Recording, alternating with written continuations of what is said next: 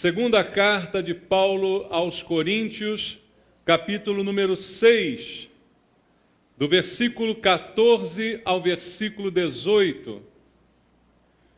A palavra de Deus nos diz assim: Não vos ponhais em julgo desigual com os incrédulos, porquanto, que sociedade pode haver entre a justiça e a iniquidade? Ou que comunhão da luz com as trevas? Que harmonia entre Cristo e o maligno? Ou que união do crente com o incrédulo? Que ligação há entre o santuário de Deus e os ídolos? Porque nós somos santuário do Deus vivente. Como ele próprio disse: habitarei e andarei entre eles, serei o seu Deus e eles serão o meu povo. Por isso, retirai-vos do meio deles, separai-vos, diz o Senhor. Não toqueis em coisas impuras, e eu vos receberei. Serei vosso pai, e vós sereis para mim filhos e filhas, diz o Senhor Todo-Poderoso. Amém. Obrigado, Pai, pela palavra que o Senhor deixou para nós, como direção para a nossa vida, como alimento espiritual que traz sustento para cada um de nós. E é deste alimento que nós precisamos. E te pedimos esta noite que ele nos seja servido, Senhor, porque não estamos aqui para ouvir conversas humanas, doutrinas de homens, historinhas, mas sim a Tua palavra poderosa para quebrar as barreiras, Pai, para mudar os conceitos da nossa vida, que a Tua palavra fale ao nosso coração de maneira poderosa, debaixo da unção do Espírito Santo, ministra a cada um de nós. E eu entrego a minha vida ao Senhor, pedindo esta unção, o poder do Espírito Santo, para que eu possa ministrar a Tua palavra, limpa e de acordo com a Tua vontade. Assim te peço, orando com os irmãos, em nome de Jesus. Amém. Graças a Deus. Podem sentar, irmãos. Amados, este texto fala de uma doutrina importante. E doutrina é algo que, hoje em dia, muita gente não gosta. Muitas pessoas não gostam muito de ouvir a palavra doutrina. Na verdade, doutrina significa ensino, não é? Eu não quero doutrinas de homens, ensinos humanos, mas eu preciso apreciar a doutrina de Deus, aquilo que Deus traz como ensino para a nossa vida.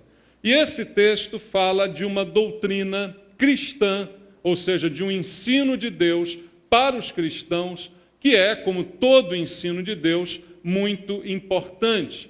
É uma doutrina que eu creio seja até fundamental para a fé cristã. E é uma doutrina que sempre esteve presente na palavra de Deus, mesmo no tempo do Antigo Testamento. Que doutrina é esta? A doutrina da separação do crente, daquele que crê.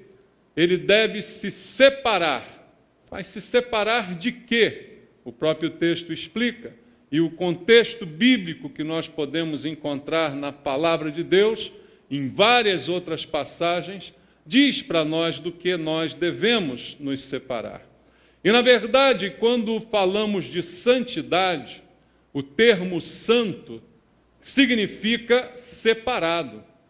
Quando dizemos que alguma coisa é santa ou que uma pessoa é santa, isso quer dizer que esta pessoa ou esta coisa foi separada para Deus, para uso exclusivo de Deus.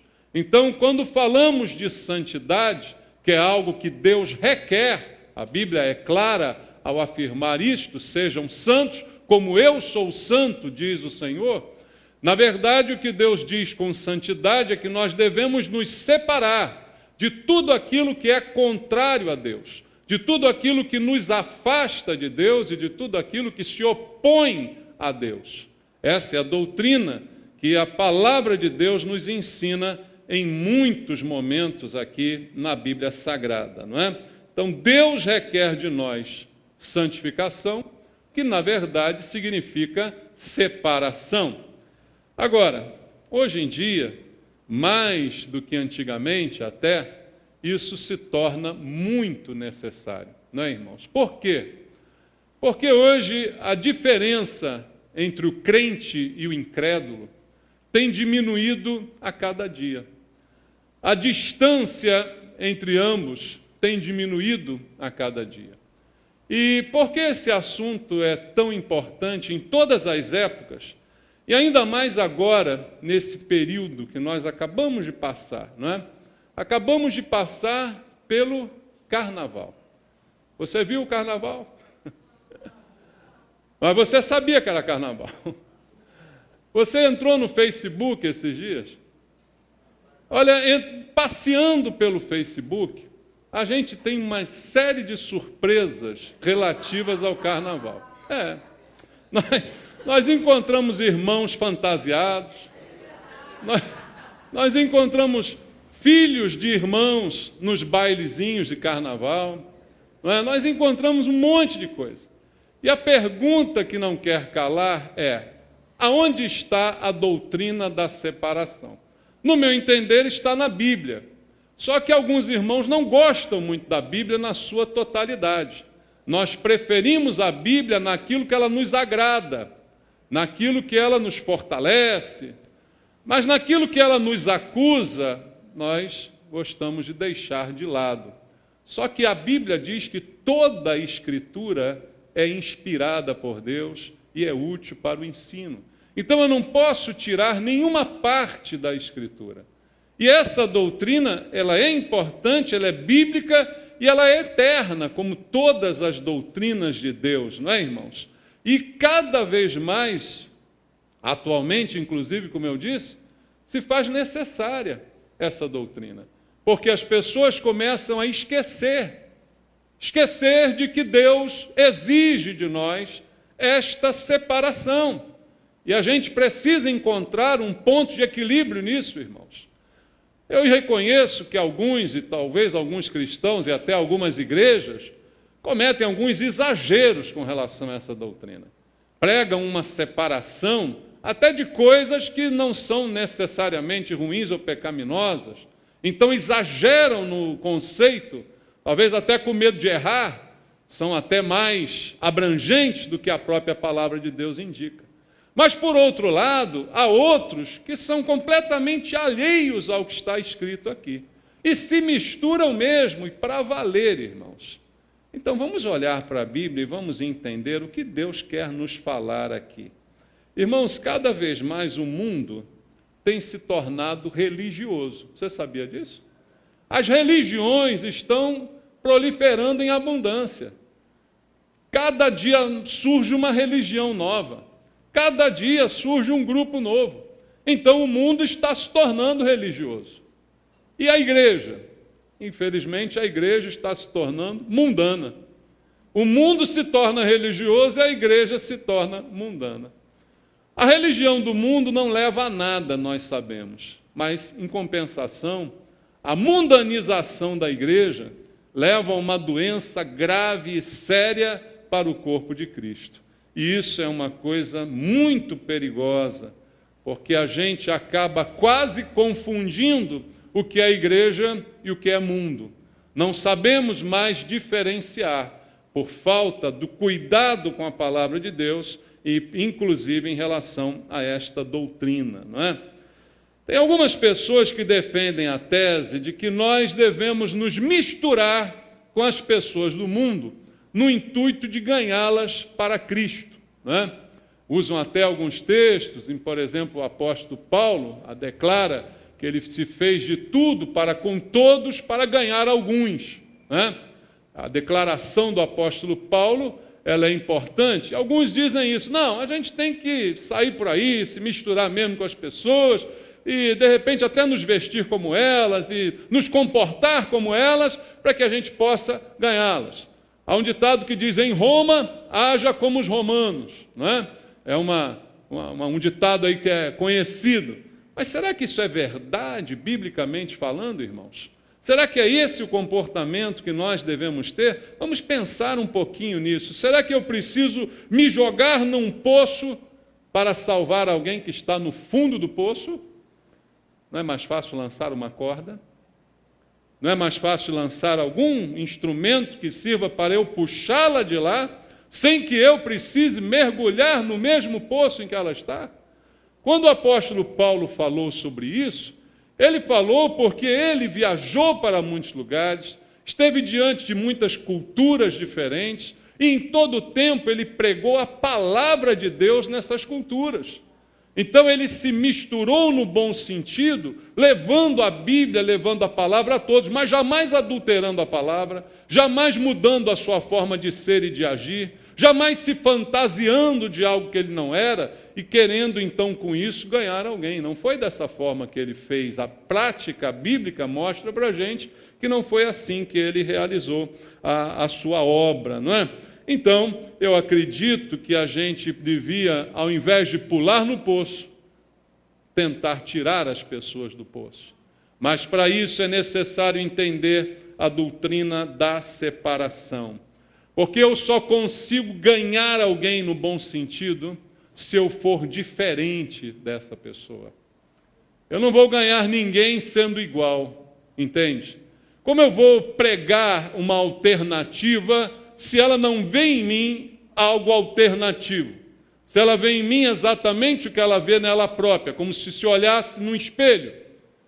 Não é possível ganhar alguém se não houver uma diferença. E é por isso que a Bíblia fala, e Deus idealizou essa doutrina da separação. E alguns exemplos a gente pode buscar nas Escrituras. Veja, a gente lá no início da Bíblia vê Abraão. Abraão, certa vez, se separou de Ló. E Ló escolheu o seu caminho. E a Bíblia diz que ele foi armando suas tendas em direção a Sodoma e Gomorra. E a gente sabe muito bem como era Sodoma e Gomorra, como eram aquelas cidades, como era a prática daquelas pessoas, não é? Agora, se Abraão tivesse ido junto com Ló morar em Sodoma, ele jamais poderia atuar na libertação de Ló daquele lugar. Entende, irmãos? Abraão não poderia atuar na libertação do seu sobrinho se ele tivesse ido morar junto com ele em Sodoma. Então nós não vamos ganhar Sodoma indo morar em Sodoma. Não é por aí. A doutrina da separação vai nos ensinar a respeito disso. Primeiro eu preciso lembrar aos irmãos que essa doutrina, ela não pertence a nenhuma igreja, ela não pertence a nenhum pastor. Como eu disse, algumas igrejas até exageram na doutrina, não é? Até criam coisas e cargas pesadas sobre as pessoas, como Jesus falou. Mas a doutrina, antes de tudo, é bíblica, é cristã e é de Deus. E ela está presente desde o princípio, porque ela sempre foi a vontade de Deus.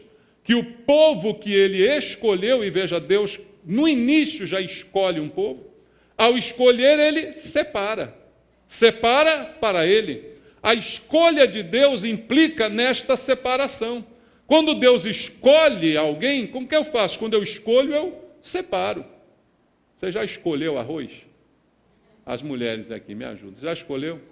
O que você faz quando você escolhe arroz? Você separa o ruim, né? Você separa. A escolha inclui, ela pressupõe uma separação.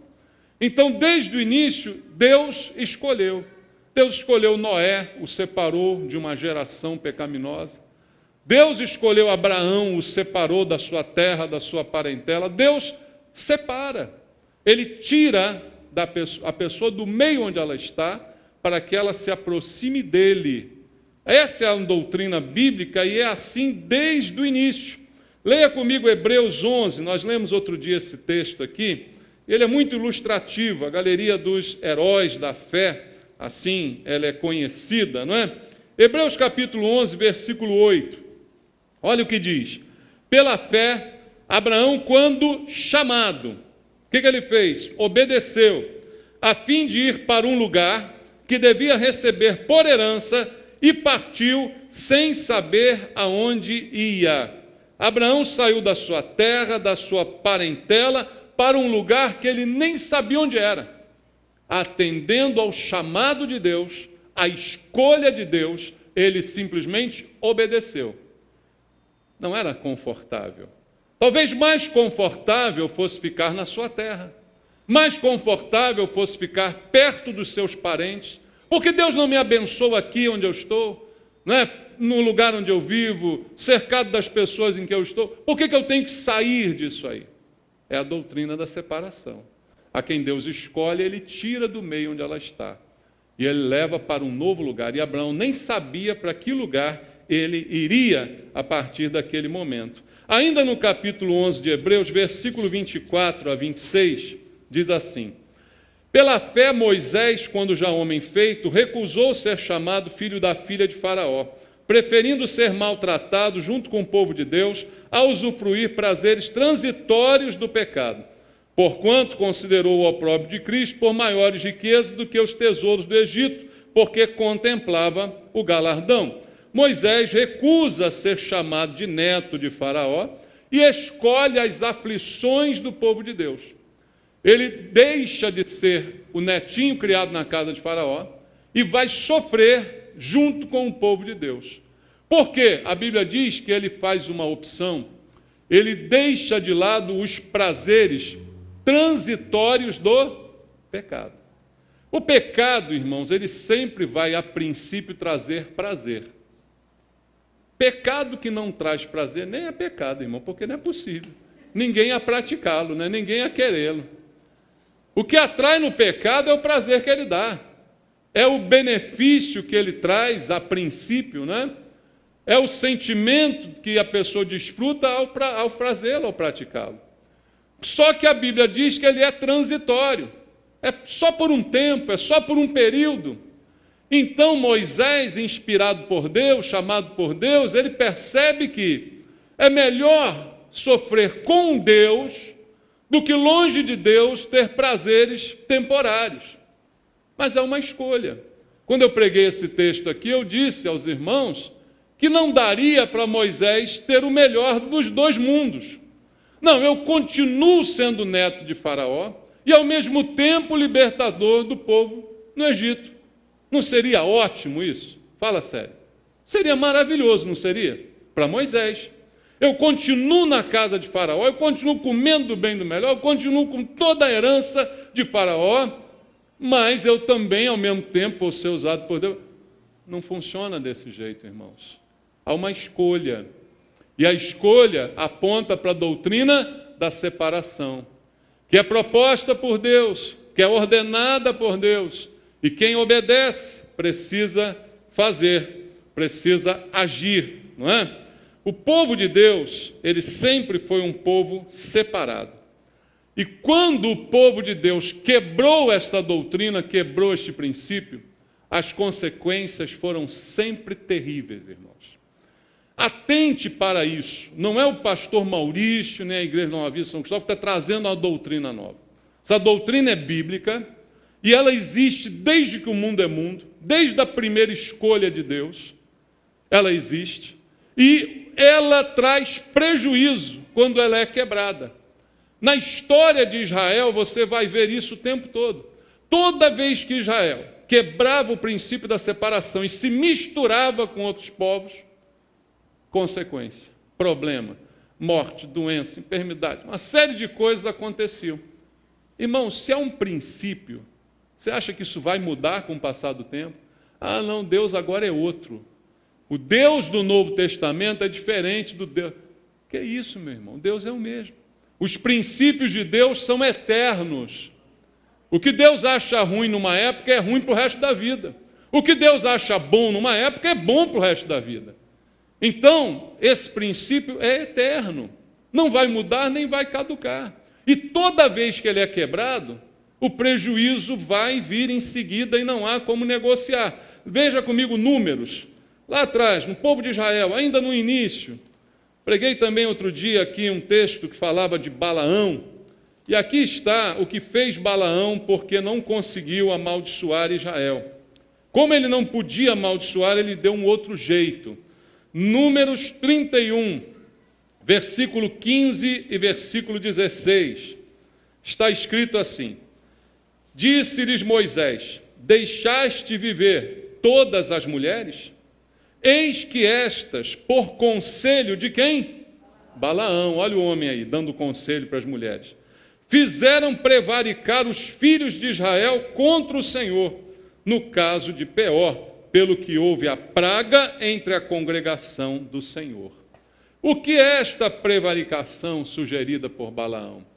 Que os filhos de Israel se relacionassem com as mulheres que não eram israelitas. E daí, então, veio o problema sobre a nação, como diz aqui a palavra de Deus. Balaão não conseguiu amaldiçoar falando, mas conseguiu trazer maldição, induzindo o povo ao erro. E aí, irmãos, muitas vezes nós cristãos somos induzidos ao erro, mas isso não nos inocenta e nem faz com que as consequências do erro não sejam sofridas. Eu não posso dizer assim, eu errei, mas eu fui induzido, eu fui levado a errar. Não, isso não é desculpa. A consequência será a mesma. Mas eu pensei que agora a época era diferente, que agora a igreja tem que ser moderna, que as coisas precisam ser diferentes. A consequência é a mesma. Não vai mudar, porque Deus não vai mudar para agradar um ou outro, uma igreja ou outra. A doutrina é a mesma e o princípio é o mesmo. E é isso que o apóstolo Paulo está nos ensinando aqui no texto que nós lemos no início, de 2 aos Coríntios, capítulo 6, versículo 14 ao 18. Paulo está ensinando nesse texto exatamente este princípio que nós acabamos de descrever. E ele é apoiado em outras partes da Bíblia. Veja comigo João, capítulo 15. Evangelho de João, capítulo 15, versículo 19. Está escrito assim, João 15, 19. Se vós fosseis do mundo, o mundo amaria o que era seu. Como, todavia, não sois do mundo, pelo contrário, dele vos escolhi, por isso o mundo vos odeia. Quem disse isso aqui, irmãos? Foi Jesus, o bom e amável Senhor Jesus. Ele disse que nós não somos do mundo. E esta é a razão pela qual o mundo nos odeia. Porque há uma antagonia, há uma oposição natural entre nós e o mundo. E as coisas do mundo, e os procedimentos do mundo. Há uma separação e uma divergência que provoca um atrito. Então, por mais que a gente queira estar bem com o mundo, que a gente não deve provocar ninguém, entende? A nossa fé não é instrumento de provocação para os outros. Mas por mais que você queira estar bem com todo mundo, não vai conseguir. Porque há uma antagonia que é natural à tua posição de cristão. Todos vão gostar de você enquanto você não falar alguma coisa bíblica, enquanto você não assumir uma postura bíblica, aí você vai ser como os outros. Mas quando você assumir uma postura bíblica, você vai ser oposto aos outros e o ódio muitas vezes será gerado contra você. Só que na geração de hoje, a gente já não vê mais isso. A gente não sabe nem mais o que é igreja e o que é mundo, irmãos. Não dá nem para saber. Tem um monte de gente na televisão dizendo que se converteu, você já viu? Se batiza, né? Passa pelas águas, eu sou crente agora, tal. Mas a vida não mudou absolutamente nada. Os costumes, os hábitos, as companhias, nada mudou, absolutamente nada. Continua sendo exatamente como antes. Então não há essa antagonia, mundo, Deus, mundo, Jesus. Isso tem se refletido na nossa igreja, em qualquer igreja. Acaba refletindo na gente. Porque é um pensamento coletivo de que não deve haver diferença. Que nós temos que ser cristãos moderninhos, para até agradar algum ou outro, para que ele também venha para a igreja. Caímos naquela coisa que falei semana passada aqui da propaganda enganosa, né? A gente enganar as pessoas para que elas venham à igreja. E aí a própria igreja vira um engano, porque algumas enganam até a pessoa chegar, quando a pessoa chega dizem a verdade. Outras enganam, já que ela veio, vamos deixar ainda o engano para que ela não vá embora. E aí o engano fica para sempre, não é, irmãos? E esse texto bíblico que eu li aqui no início é outro texto também que você não vai ver sendo pregado na maioria dos púlpitos por aí. Você também não vai ver esse texto de 2 aos Coríntios, capítulo 6, sendo lido na televisão, porque ele não atrai ninguém. Não é verdade? Muito pelo contrário, ele repele as pessoas, mas é um texto bíblico, que não pode ser retirado da palavra de Deus. E a separação, ela não está apenas nas atitudes exteriores para com o mundo, mas ela está principalmente nas atitudes do coração. E isso é o que Deus está também nos dizendo em 1ª Epístola de João, capítulo 2, versículo 15, texto que também lemos outro dia aqui. 1ª Epístola de João, capítulo 2, verso 15. A Bíblia diz: não ameis o mundo, nem as coisas que há no mundo. Se alguém amar o mundo, o amor do Pai não está nele. Amar é um sentimento, não é? Que a gente associa ao coração, a uma inclinação do nosso coração. E a Bíblia está dizendo para a gente não amar o mundo, nem as coisas que existem nesse mundo. Então o problema não é apenas uma questão de atitudes exteriores quanto às coisas do mundo. Eu posso ter um discurso de atitudes exteriores contra as coisas mundanas, mas no meu íntimo e no meu coração ainda amá-las, ainda desejá-las. Aí é como se eu estivesse apenas sob controle.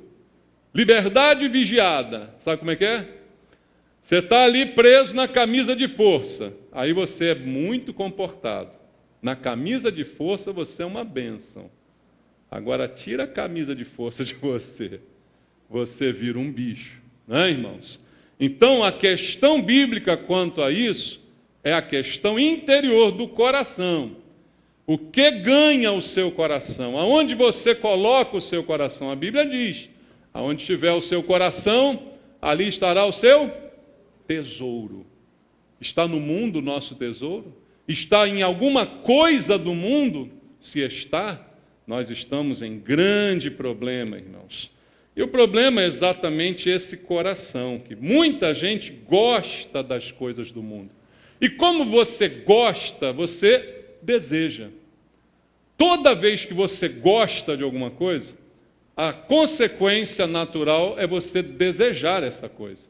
Se você gosta de alguma coisa do mundo, você infalivelmente vai desejá-la. E quando você está desejando, é um passo para você pecar. Entende? O desejo é aquela porta aberta para o pecado. Começa no coração. Na inclinação do coração que aprecia, que gosta, então acaba desejando.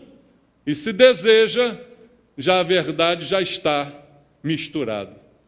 É tão séria a coisa que Jesus certa vez disse assim: se alguém olhar para uma mulher com intenção impura no seu coração, o que ele disse? Já adulterou com ela, embora não tivesse cometido adultério, embora não tivesse ido para a cama, não tivesse feito sexo, mas ele diz, já adulterou. Por que já adulterou? Porque dentro do coração já se manifestou tudo aquilo que é necessário para o adultério. Então, se você é contido, não, eu estou na igreja agora eu sou crente, mas se a bateria da escola de samba passar, ai meu Deus, me segura Jesus, não é? Eu sinto aquele arrepio, vem de novo. Ah, meu Deus, eu estou contido, mas o meu coração ainda está ansiando por aquilo. Eu ainda estou desejando aquilo, entende isso? Aquilo ainda está dentro de mim. Como consequência, veja o que a Bíblia fala sobre isso. Não é o pastor Maurício, graças a Deus, é Deus. Veja só, 2ª Epístola de Pedro, capítulo 2, versículo 20. 2 de Pedro, capítulo 2, verso 20, até o verso 22. Olha como Pedro é claro aqui. Portanto, se depois de terem escapado das contaminações do mundo, veja, a gente escapou, irmãos. Você escapou da contaminação. Você estava lá na lama, você estava lá enfurnado naquilo tudo, você estava lá mergulhado de cabeça. mas você escapou disso. Você escapou da contaminação do mundo. Mas se você, depois de ter escapado da contaminação, mediante o conhecimento do Senhor e Salvador Jesus Cristo, se deixa enredar de novo e são vencidos, tornou-se o seu último estado pior do que o primeiro. Olha que coisa terrível que Deus está dizendo aqui. Está dizendo, você escapou. Mas, por quê? Pelo conhecimento de Jesus, você escapou. Mas, de repente, você se deixa levar novamente. Você se deixa enredar de novo. Você, então, é vencido. Não, me venceu, é mais forte do que eu. Aí ele conclui dizendo que este atual estado é pior do que o estado anterior, antes de você ter conhecido a Jesus. Ele diz, pois melhor lhe fora nunca tivessem conhecido o caminho da justiça, do que após conhecê-lo, voltarem para trás, apartando-se do santo mandamento que lhes fora dado.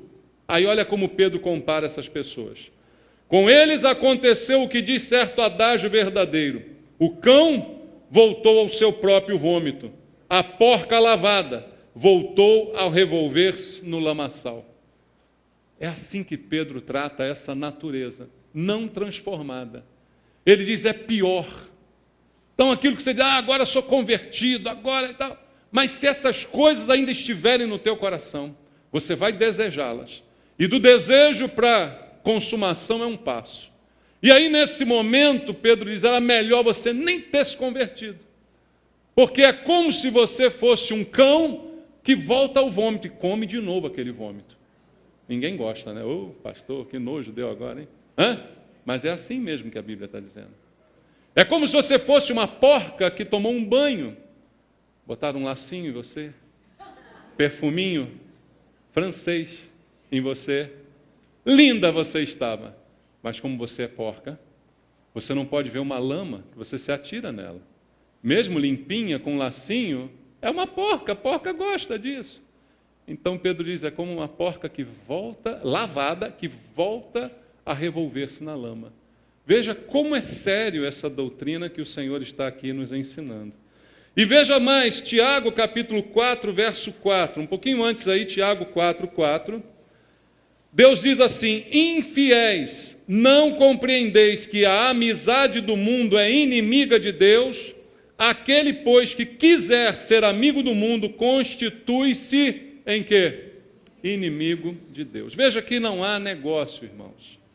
Não há negócio. É radical? Sim, é radical. Estou dizendo que não é radical, mas é Deus que está falando.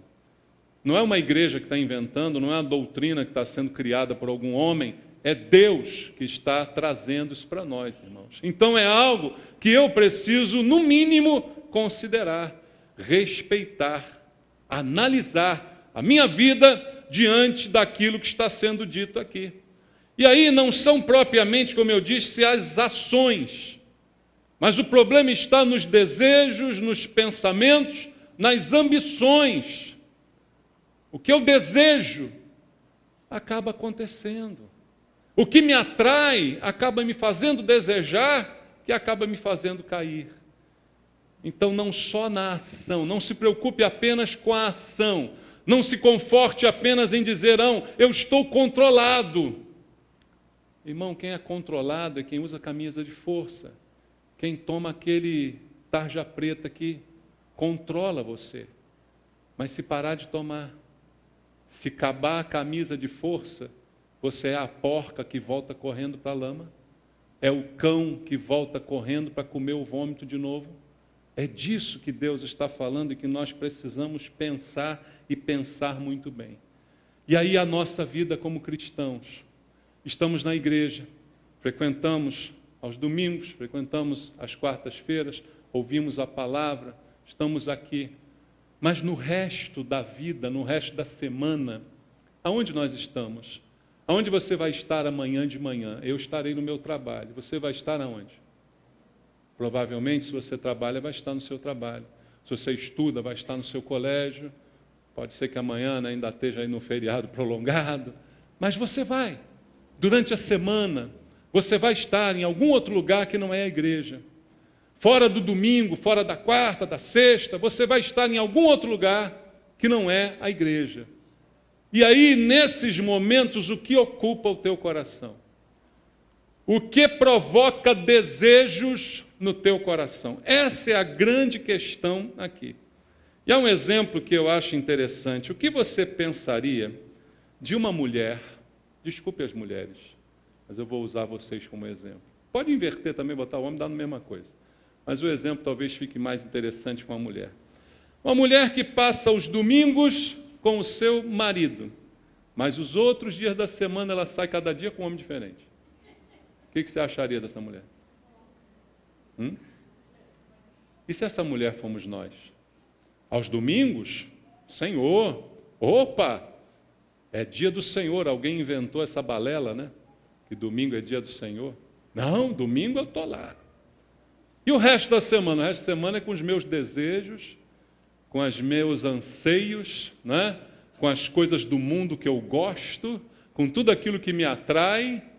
Eu sou essa mulher, que aos domingos estou lá com meu marido, mas durante a semana eu sou de todo mundo.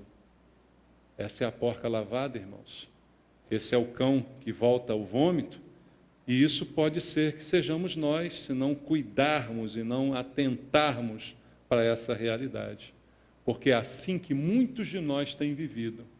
E aí, irmãos, como eu disse aqui no início, quando você entra no Facebook, né? Facebook. Facebook que entrega todo mundo. E você vê, né, as coisas, mesmo sem querer, elas aparecem lá. O irmãozinho no baile, copinho na mão, ou então levando os filhinhos para o baile. Amanhã é matinê, pastor. Pô, deixa de ser chato, pastor. Qual é? Legal, leva. Agora, quando essa sua filhinha, esse seu filhinho, tiverem com 16 anos, aí você diz para ele assim, não, você não pode ir. Não, por quê? Porque lá está todo mundo beijando todo mundo, a droga está rolando solto.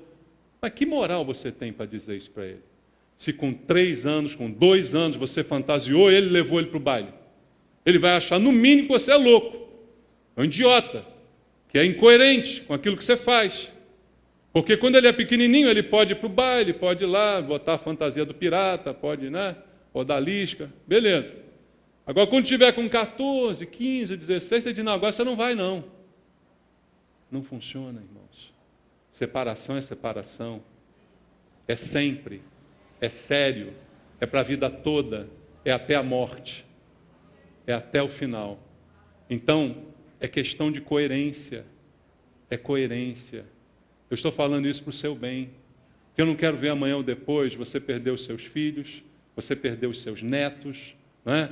Perder para o mundo. Você perde para onde? Você perde para o mundo. Ah, mas pode ser que no mundo eles sejam bem-sucedidos. Pode. Pode ser que no mundo eles se formem, sejam doutores, tenham suas vidas, não é? E vivam muito bem, ganhem muito dinheiro, até te ajudem na tua velhice. Mas quando eles morrerem, o que eles ganharam não vai servir para nada. O que eles têm preparado, para quem será? Pergunta o Senhor. Então, separação é coisa séria, irmãos. E tem que ser levado a sério, segundo nos diz a palavra de Deus. E aí voltamos ao texto, em que Paulo vai nos falar mais uma vez sobre isso, 2 aos Coríntios, capítulo 4. Perdão, 2 aos Coríntios, capítulo 6, versículo 14. Olha só o que Paulo vai nos dizer aqui no versículo 17, irmãos. Olha só o que ele fala, onde não há margem para erro, para interpretação diferente. Por isso, retirai-vos do meio deles, separai-vos, diz o Senhor, não toqueis em coisas impuras, e eu vos receberei. Você é meu, eu quero você para mim, eu quero você na minha presença. Mas se você está contaminado, você não pode estar na minha presença. Os nossos pecados fazem separação entre nós e nosso Deus, princípio bíblico também. Então, ele diz, retirai-vos do meio deles.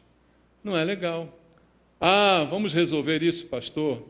Vamos fazer na geração vida o bailinho de carnaval. Aqui na igreja, pastor, É aqui dentro, não é?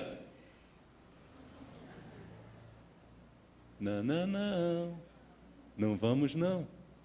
Porque a igreja não pode ser igual ao mundo. Não é uma questão de ser na igreja ou ser no mundo. É uma questão do que parece. É uma questão da aparência. É uma questão da diferença. Tem que haver diferença. O igual não se atrai, o igual se repele. Os opostos é que se atraem. Isso é da lei da física, não é, irmãos? Então tem que haver diferença. Não vamos adaptar. Eu não posso ir no bloco. Vamos criar o bloco Nova Vida? Não vamos não. Pelo menos essa aqui. Se outras quiserem, problema deles. Não vamos não. Não. Mas se como é que a gente vai ganhar essa gente no carnaval? Tem um ano inteiro para ganhá-los. Quem vai ganhar nos 4 dias só? Tem 361 dias para ganhar. Vai ganhar nos 4? Por quê? Me segura, Jesus. Lá vou eu. Não vou. Não vou. Eu fico. Entende isso? Irmãos, é bíblico. Versículo 14 do texto. Não vos ponhais em julgo desigual. Veja, a gente é que se coloca.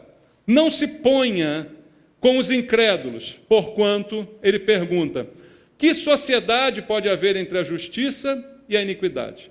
Que comunhão da luz com as trevas? Que harmonia entre Cristo e o maligno? Ou que união do crente com o incrédulo? Paulo não podia ser mais claro, mais explícito. Ele dá vários exemplos, fala de várias coisas para englobar tudo. Isso assim, está incluído aqui. Não tem como. Não tem como. Sociedade. É bom, sociedade às vezes um ajuda o outro e tal, junta o dinheiro, vamos conseguir e tal. Mas um é crente, outro é incrédulo. Está escrito aqui, que sociedade, que harmonia, que comunhão. Não dá. Não vai dar certo. No princípio vai ser bom, mas logo adiante, diferenças de comportamento, de procedimento, de princípios de moral vão surgir e o prejuízo vai ser maior. Vai ser pior do que se você não tivesse entrado nessa sociedade. Não é possível um cristão ter uma sociedade comercial com alguém que não é cristão. Deus não pode abençoar o que condenou na sua palavra. Entenda isso. Aquilo que Deus condenou, Ele não vai abençoar. Ele vai abençoar você. Você é o crente da história, Ele te abençoa. Mas aí você se juntou com o incrédulo e foi abrir uma loja. Não diga, Deus abençoa meu negócio, prospera, faz campanha, faz isso, faz aquilo. Não vai abençoar. Pode até dar certo o negócio. Que às vezes as coisas dão certo sem a bênção de Deus. Sabia que às vezes dá certo sem a bênção de Deus? Nem tudo que dá certo foi Deus que abençoou. Nem tudo que dá errado foi o diabo que amaldiçoou também. Entenda isso, irmãos. Não é o resultado que vai determinar a origem da bênção, mas é a palavra que determina. O que Deus amaldiçoou, Ele não vai abençoar, e vice-versa. Não tem jeito de acontecer dessa forma. Sociedade secreta, não dá. Cristão maçom, Rosa Cruz, não tem como. Por quê? Que comunhão há entre as luzes e as trevas? Embora a maçonaria diga que eles são da luz. Todo maçom diz que ele é da luz. Aí pergunta para o bode preto, né? Mas não tem como um cristão, ao mesmo tempo, ser cristão e ser maçom. Separação. Não, mas a gente se junta para fazer coisa boa. A maçonaria faz muita caridade, faz muitas obras sociais. Então a gente se junta para fazer coisa boa. Uma vez as pessoas tiveram a ideia de se juntar para fazer uma coisa boa, construir a Torre de Babel. Olha que coisa maravilhosa, uma torre imensa que ia até o céu, para ficar pertinho de Deus. Que unidade que eles tiveram para construir aquela torre. Nem toda unidade Deus abençoa. Deus quer a unidade entre os irmãos na igreja.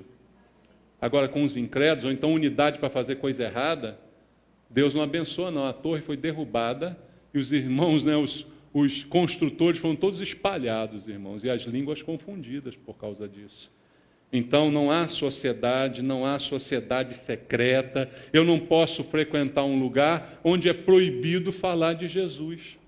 Não tem como eu estar em sociedade com esse tipo de pessoa, não tem como eu estar me ajuntando com essas pessoas. Não, mas é para fazer o bem, só não pode falar de Jesus. Então não posso estar ali.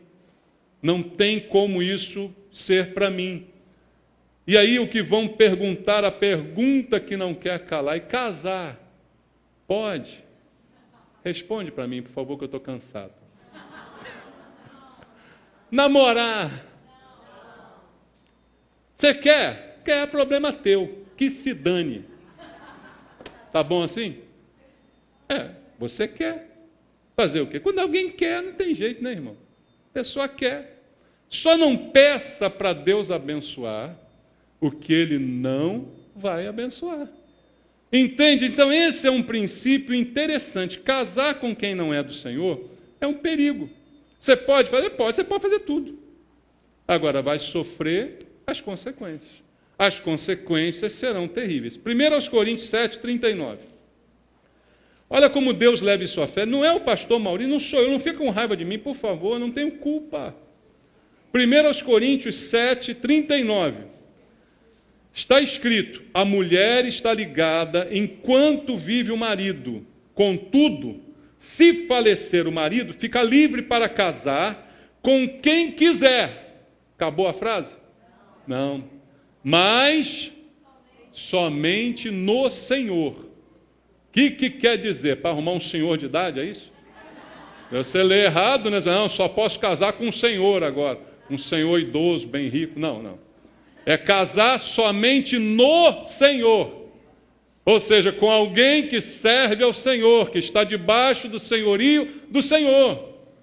É bíblico, não sou eu que estou inventando. Ah, pastor, mas na época moderna agora, se falar isso, ninguém vai mais querer ser crente. Então que não seja, pô. Não encha meu saco na igreja. Vai para o centro de macumba. Não é?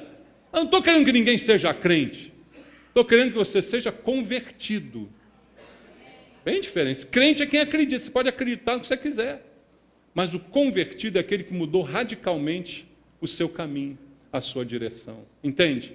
Então a Bíblia está dizendo claramente. Tem muita gente que acha o seguinte, que vai levar o cônjuge para Cristo depois que casar. É igual a história do carnaval. Se não converteu ele antes de casar, você acha que depois de casar você vai conseguir? Aí é que não vai conseguir mesmo. É ruim, irmão. Aí vai dizer, mas eu conheço, pastor, tem um exemplo, tem sempre um exemplo, tem milhares de exemplos, tem. Que deu certo, mas tem 500 vezes mais os casos que não deram certo. Os casos que a vida se tornou um inferno. Que a mulher que era crente foi proibida pelo seu marido de frequentar a igreja. Foi proibida de orar dentro de casa. Né? Foi proibida de ensinar os filhos na doutrina do Senhor. Tem milhares, ou o marido também, a mesma coisa. Eu vou casar com ela porque ela é bonita. Vai virar o diabo, a Dalila na sua vida. Bonita Dalila, acabou com Sansão, né, irmãos? Infelizmente, ou felizmente, é assim. Então não adianta dizer, não, depois que casar. Se você não conseguiu antes de casar, vai conseguir depois. Não começa a namorar, depois a gente dá um jeito. Não dá, dá um jeito antes. Se não, nem namora. Porque senão, também o cara finge que se converte, já viu? Só namorar comigo se converter? Tá bom, eu converto.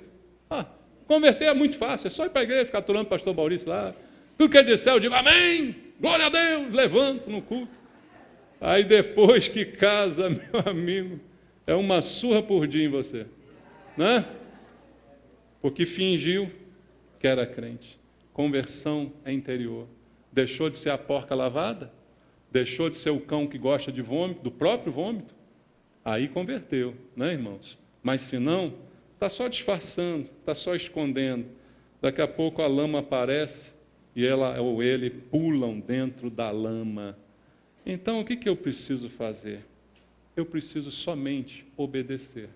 Doutrina de Deus é uma coisa fácil. O que eu faço quanto a ela? Não adianta discutir, Não adianta ficar buscando argumento teológico, querendo enganar Deus. Não, eu vou achar na Bíblia aqui uma brecha. Aí os advogados que me perdoem, mas vocês gostam disso, né? Eu vou achar aqui uma brecha que eu vou usar contra Deus isso aqui. Ó, Senhor, tem essa exceção aqui. Não tem. A coisa mais fácil com a doutrina de Deus é obedece. Obedece que você se dá bem. Pronto. Mole, mole, irmão. Obedece. É o melhor caminho. O caminho da obediência. Então não leva seus filhos para baile infantil, não. Não vai pular carnaval, não. Não fica na televisão vendo o desfile da escola de samba, não. Fica não, tira isso do teu coração. Vai ver outra coisa, vai fazer outra coisa, vai se divertir de outra maneira. Divertimento não é pecado, irmão. Entretenimento não é pecado. Irmão, eu soube que ano passado eu fui para a Disney e algumas pessoas ficaram escandalizadas. Pastor, foi na Disney. É pecado agora ir na Disney?